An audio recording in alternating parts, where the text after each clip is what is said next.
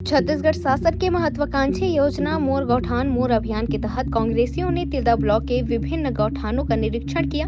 इस अवसर पर कांग्रेसियों ने भूपेश सरकार की नरवा घुरवा बाड़ी योजना का जमकर तारीफ करते हुए कहा कि गौठानों के माध्यम से खासकर महिला वर्ग को रोजगार मुहैया कराई गई है।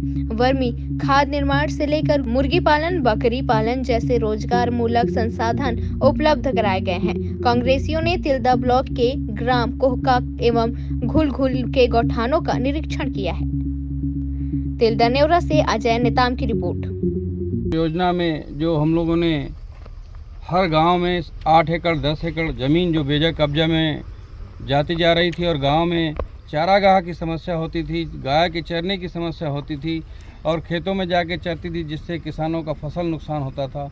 उससे बचाने के लिए एक सुरक्षित भूमि हम देकर यहाँ नरवा गरवा घुरवा वारी यानी गाय को सुरक्षित रखने के लिए, बकरी पालन करने के लिए और वर्मी कंपोस्ट बनाने के लिए सारे साधन यहाँ हमने उपलब्ध कराए हैं। और शासन की ये योजना अन्य प्रदेशों में भी प्रशंसा की पात्र बनी हुई है और अन्य प्रदेशों से भी यहाँ आकर इस योजना को देखकर अपने अपने प्रदेशों में इस योजना को लागू करने की अन्य सरकारें भी अपना भरपूर प्रयास कर रही हैं।